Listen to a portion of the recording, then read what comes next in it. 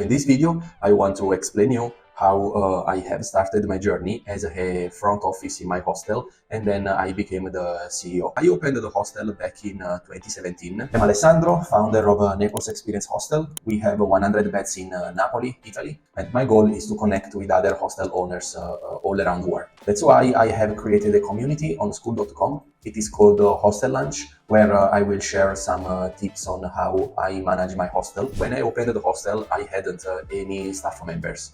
I was alone and I was doing all the jobs. I was welcoming the guests, I was cleaning the rooms, I was managing the accounting and organizing events for the guests. And it was like a nightmare because I worked very, very long hours, speaking about 14 hours, 15 hours every day. I was like sleeping and working without free days, without any breaks. Just because I was very excited to start this journey as a hostel owner, and I was aware that if I would become a successful person, if I had worked so many hours. But this was a misconception. Why? Because in the hostel you don't get results from how many hours we work. Rather than on the organization that there is inside the hostel. I was thinking that if I was doing alone, everything was great, nobody can compare with me. And yeah, actually a positive side of working alone and so many hours was that I learned to do so many things. I learned how to cook. When I opened the hostel, I learned how to clean, I learned the best check-in, to answer to the phone, welcoming guests, organizing events. But it is not sustainable to work 12, 14 hours every single day without 3 days and without breaks. The first phase was this one. I was alone, maybe with an assistant, and I was doing everything, all the jobs. Then I understood that I learned how to hire people, and I started to post listings online, on Indeed, on Facebook. And I remember the first person I have hired was a receptionist. I hired this girl in reception. I was more free. She was taking care of guests, doing check-in, explaining maps, managing the software, the PMS. She was receiving money from reservation, checking the reservation on Booking, Expedia, Hostelworld, and suddenly I was managing the accounting. And this was like an emergency because when I was doing front desk and all the other jobs, one day my accountant called me and he said, look, you have too much income and very low expenses. There are two options. If you continue like this, the EBITDA will be very high. And it means that you will pay 50% of taxes. Now, it's not 50% like a precise number, but more or less in Italy, we pay 50% of taxes. It depends on so many things, but let's just say easy numbers. So on EBITDA, so on gross profit, we pay 50% of taxes. To pay less taxes and to pay the right taxes, you have two options. You can increase your cost, or you can keep the same cost and have a gross profit very high. And so it means that 50% of your gross profit goes to the government. And so I decided to start to hire staff members, and the first one was a receptionist, and I was taking care of the accounting. So I was managing the expenses, checking where I should improve, where I can reduce the cost, where I can increase the cost, and also how I can make more money. And so suddenly the third phase was to hire an accounting inside the hostel, and suddenly I was doing marketing and event organizer because I understood that guest has our money. So it means that if a guest pay 35 euros, 40 euros for a bed, at least we should make other 10 euros per person per night selling our services. And so I understood that selling towels is important, selling locks is important, selling pub crawls, selling drinks, selling food, taking commission, selling a taxi and tours around the city. And so this was the third phase. So first phase I was a front desk and I was doing everything, managing my hostel. The second step was I hired a receptionist and I was busy doing accounting. The third step was to hire an accounting and I was doing marketing.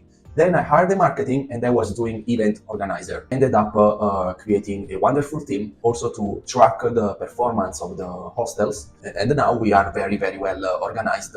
Also, now I have a manager that takes care of all the people that work for us. And now the job is not more managing the hostel. So I don't spend my time working in the company, but I work on the company. And that's a very big difference. Because work in the company means making check-in, print papers, checking the bank account, and check the money in and money out and expenses, and check the reviews, answers to reviews. This is like work in the company. Now, right now, I do none of that, and I work on the company. So it means I hire staff, I train staff, I manage the staff, I organize their shifts, I speak with the community around the hostel. I go once every month to my financial advisor to check the financial situation. That's a very difficult job to do, to take care of the accounting of a hostel. And so right now I'm working on the company and not in the company. I only work like 8 hours or 9 hours per day now, because I understood that I am only one. I am only one person. I can't do everything. Also, before I was thinking that I was the best person to make check-in. I was the best person doing accounting and managing the Excel sheets. But that's not true, because learn how to hire is a very productive activity, because we can leverage other people's time. And this means give up the control of everything in the hostel and focus on the priorities. Every day there are so many day-to-day operations inside the hostel, urgencies, emergencies, and it is very nice to have a person that can manage all these emergencies. So I don't get interrupted with what I am doing. So the secret, if I can give an advice to my younger self, is to buy back my time and hire people, paying them a good salary. So if I hire people, I post the listings, hire people, interview people, train the staff, it means that we can scale the company, because a hostel without the staff is nothing. We are only one, and we can't we can't do all the jobs. We are just one, and we need to focus on hiring people. And then we need to trust people, we need to supervise people, and we need to leader the group. So now it is more lead a team. Lead a team means also trust people. Why? Business is like a body. In the body we have arms, legs, foot, etc. In the business it's the same. A business is divided for so many departments. There is marketing, there is accounting, there is front desk, there is cleaning, there is maintenance, selling on the phone. A role of a leader, of the owner or CEO of a hostel, is to manage all these departments, and do not get distracted. Do not get involved in any of these departments. So we need to focus on all departments.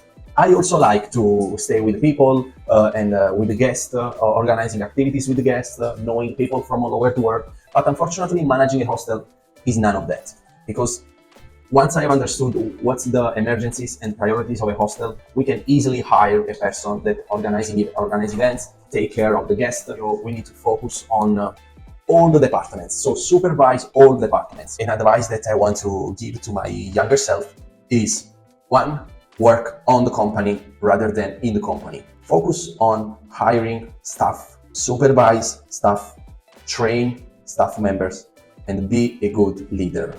That's the second advice. And the third advice is: do not get stuck inside one department of a hostel. Delegate the job to staff members, trust them, and focus on keep the balance between all the departments. That's my lessons.